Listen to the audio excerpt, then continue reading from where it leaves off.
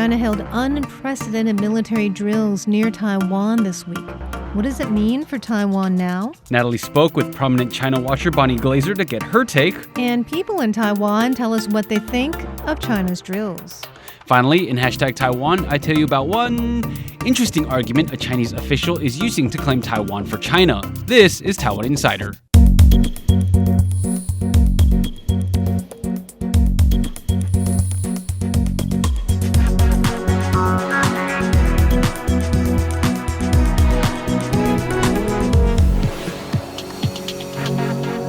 Welcome to the show. China has conducted unprecedented military drills near Taiwan this week.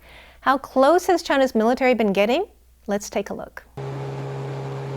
China has been conducting live-fire exercises around Taiwan. The drills are in response to U.S. House Speaker Nancy Pelosi's visit to Taiwan last week. Now, a photo has surfaced online showing a Taiwanese and Chinese naval vessel sailing very close to one another.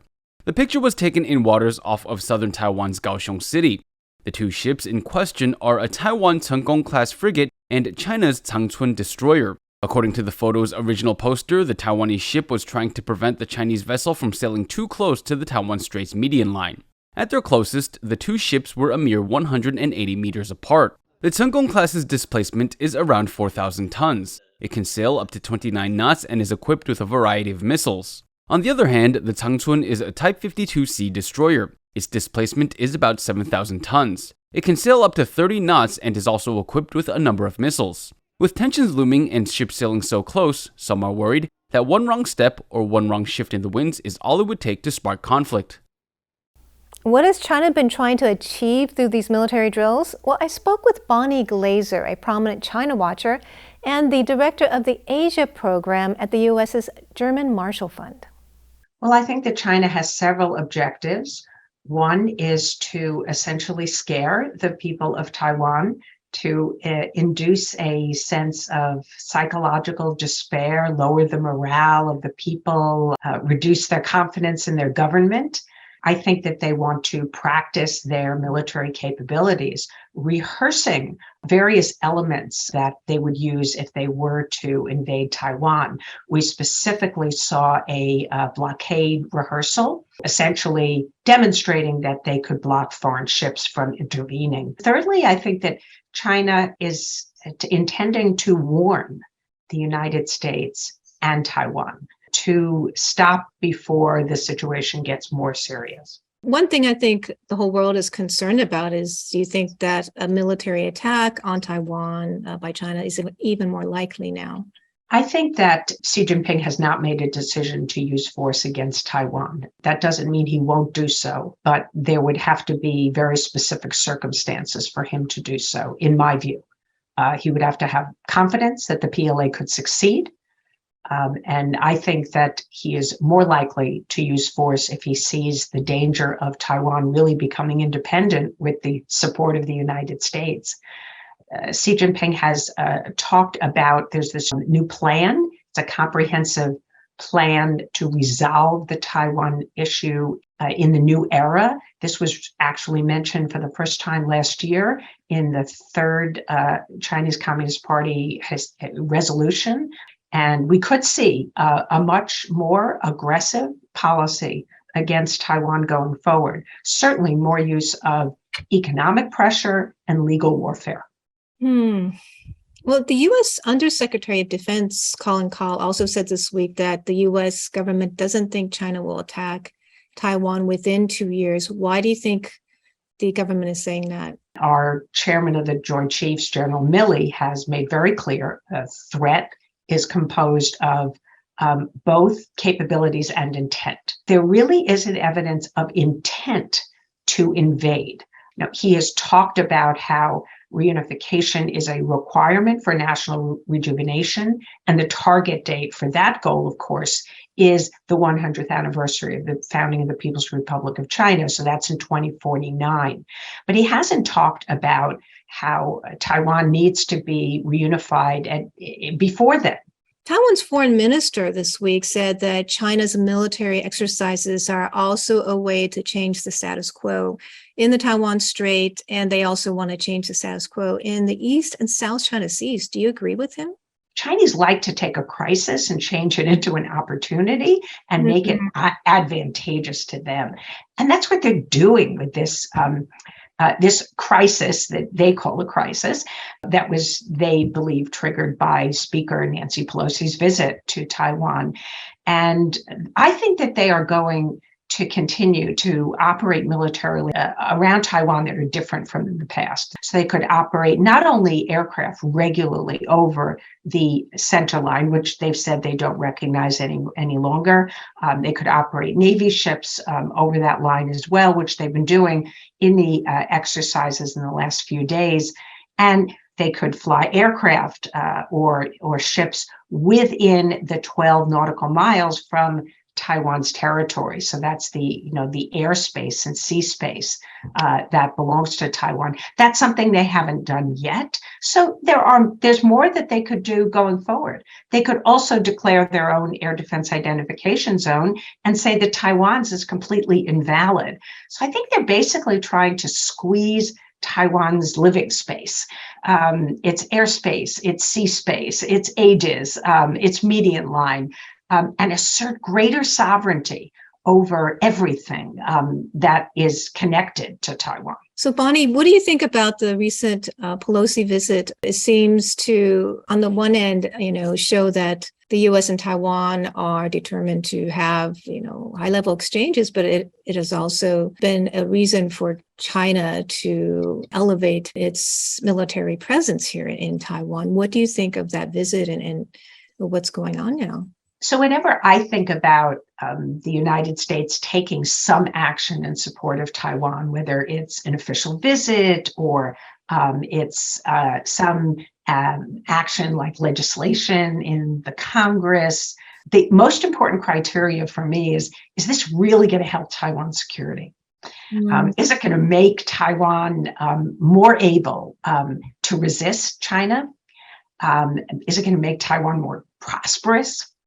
And so I think that things that don't fall in those categories, we have to be really careful about. So my concern about the Pelosi visit is that the immediate impact may be positive. Certainly, Taiwan believes that if a very senior official comes from the United States to show support for Taiwan's democracy, that's really welcome. But I worry about the negative consequences. We see all this military activity around Taiwan, but I'm even more worried about the longer term. And we talked about this, the changing of the status quo. If we are unable to prevent China from changing the status quo fundamentally in its favor, we're going to have to ask the question, was it worth the price? Is what Taiwan really gained from this visit worth the erosion of its security and its prosperity? And I hope I'm wrong. So I want to say the jury is still out, but I am worried. Well, thank you very much, Bonnie, for speaking with me today. I've been speaking with Bonnie Glaser. She's the director of the Asia program at the U.S.'s German Marshall Fund. The whole interview will be up on YouTube, Facebook, and Twitter. Next up, Staś Butler tells us what young men in Taiwan think of China's drills. Young men in Taiwan have to do 4 months of military service, and if Taiwan's attacked, they'll be called up to defend it. I went out to find out what they think about Beijing's war games. There's always been threats of conquering Taiwan through force and all that. So I think it's pretty normal day to day for us. But I think this time it's kind of different because they actually surrounded us and with their ships and stuff. I think it's the first time that growing up here, being a Taiwanese, is actually the first time I feel like something might happen. Yeah, it definitely adds stress to everyday life, seeing everything going on in the news. Maybe just because I was away, so I see all the international media reporting on it, and every day just BBC News and Financial Times, and it's in the front page of everything.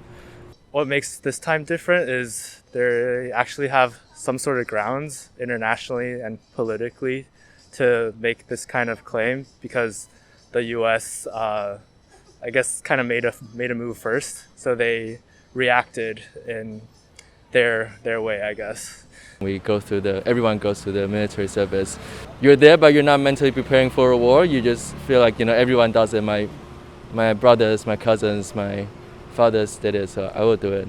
Probably might be some sort of new phase because the tension's not gonna die down probably unless both sides decide to back off, which doesn't seem that likely. So I think there'll be some economic sanctions for Taiwan because I think Xi Jinping, he said that there must be a price paid, and if he doesn't do anything now, it'll make him look weak, so he definitely will need to do something. I think the best outcome for this is just some economic sanctions on us, and hopefully this dies down and just return to normal. But yeah, I think that's our best outcome right now. Yeah. China's military drills are a show of force that's meant to reinforce the idea that Taiwan is part of China. But are these exercises having their intended effect? Well, our partners at Voice of America found that they aren't really. A display of overwhelming force off the coast of Taiwan. China's message, you are not a sovereign country. But the drills are having another effect, driving Taiwanese public opinion even further against China. In Taipei, most residents are used to dealing with China's threats, though many say they don't appreciate being bullied. It's not great from China. It doesn't really help boost my feelings for China, if that makes sense. China wants to control everything, like the people, their lifestyle. But in Taiwan, we have our rights, our authorities to control our own life. And they say they want to re-educate us after reunification, which sounds awfully familiar. Just like in Hong Kong, China proposes a one country, two systems policy for Taiwan. But China's crackdown on Hong Kong has erased that distinction. We can see Hong Kong now is just one China, right? And Chinese swallow their promise. So how we can trust the Beijing? But those fears aren't keeping Taiwanese from enjoying the present. This frontline island, not far from the Chinese drills, held a dance party over the weekend. We understand that these drills are a way of communicating Beijing's anger or Beijing's dissatisfaction. And they are, quite frankly, a very violent form of communication. And it only serves to increase the antipathy that Taiwanese people hold towards the government of China. Here in Taipei, the idea of unifying with China is more unpopular than ever. But most Taiwanese also oppose declaring independence. Polls suggest the vast majority of Taiwanese simply want to keep things the way they are. Bill Gallo, VOA News, Taipei. Next up, Leslie tells you about one Beijing official's outlandish reasoning for claiming Taiwan is part of China in #Taiwan. A lot's happened over the past week, so let's do a quick recap. After days of speculation, U.S. House Speaker Nancy Pelosi came to Taiwan for a somewhat surprise visit. China didn't like that because it claims Taiwan as part of its territory, and Pelosi's visit could be seen as the U.S. legitimizing Taiwan's sovereignty. After Pelosi left, China started conducting live-fire military drills around Taiwan, and it reportedly even fired a missile over Taiwan's capital, Taipei. So things between Taiwan and China are tense, to say the very least. Today's story is an extension of those tensions. Chinese officials are constantly reiterating China's claim over Taiwan, with some making some very creative claims to get to where they want or where we're ordered to be. This is Hua Chunying. She's the spokesperson for the Chinese Foreign Ministry. In her effort to get her point across that Taiwan is part of China, she tweeted this. Baidu Maps shows that there are 38 Shandong dumpling restaurants and 67 Sanxi noodle restaurants in Taipei. Palates don't cheat. Taiwan has always been a part of China. The long-lost child will eventually return home. Shandong and Shanxi are of course places in China. Baidu is China's equivalent of Google. But let's unpack what Hua is saying here. She says that Taipei, Taiwan's capital, has many restaurants that serve Chinese food. And because there are so many Chinese restaurants in Taipei, well, that must mean Chinese food is very popular in Taiwan. And because Chinese food is very popular in Taiwan, then Taiwanese people must feel Chinese. Therefore, Taiwanese people want to unify with China. I kind of see what she's trying to do here, but I also can't help but feel she's making some pretty big leaps to arrive at data manipulation station. First of all, Taiwan has a variety of food. We have many Japanese restaurants. Does that mean Taiwan wants to be part of Japan? In fact, one Twitter user compared the distribution of Chinese, Japanese, and Korean restaurants available in Taipei on the food delivery service Food Panda. It sure seems like Taiwanese palates feel more Japanese than Chinese, or more likely, Hua's entire point is just silly propaganda. There's a lot of hot pot restaurants here. Does that mean we want to be constantly stewing in a hot soup? Well, you know what, given recent weather patterns and seeing how Taiwan is an island and all, that last one might be true. But a love for food does not equate to a desire to be taken over, and I think you'll agree with me. Just because I have the occasional hankering for some Peking duck doesn't mean I want Beijing to kick down my front door and take over my home. And I think that's what's being lost here, a correlation between cuisine and political ambition. Eating habits cannot predict voting patterns, so why should it be used as a barometer for Taiwan's desire to unify with China? And before we leave you, here's a look at some of the other stories that are on our radar.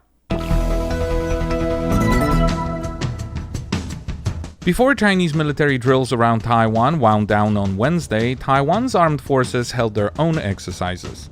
The aim of Tuesday's drill was to practice repelling an enemy landing. The area designated for the drill had some overlap with one of the Chinese military's exercise zones to Taiwan's south. General Lo Weijie says the training was unconnected and unaffected by China's exercises. Starting on Sunday, August 14th, people arriving in Taiwan won't have to take a PCR test before boarding their flight. But travelers will still have to take a test when they land and undergo quarantine. And with COVID subvariant BA5 expected to cause a wave of infections in the near future, Taiwan still has no plans to open to foreign tourists or allow Taiwanese tour groups to travel overseas. Taiwan celebrated Father's Day on Monday. To mark the occasion, an online job bank conducted a survey which found almost 50% of fathers work second jobs to provide for their families.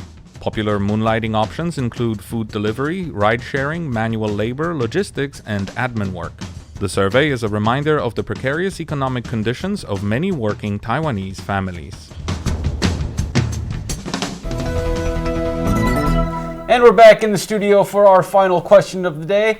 And guys, you saw the hashtag Taiwan where the Chinese Foreign Ministry spokesperson said because there are over 100 Chinese restaurants in Taiwan, that means Taiwanese people love Chinese food, and because they love Chinese food, they want to be a part of China. And you can't fault the logic. It is logic for sure. What kind? I'm still trying to figure that out. So my question to you is, what non-Taiwanese food do you like in Taiwan? Not necessarily Taipei, but like, what do you think Taiwan is good for, if not Taiwanese food?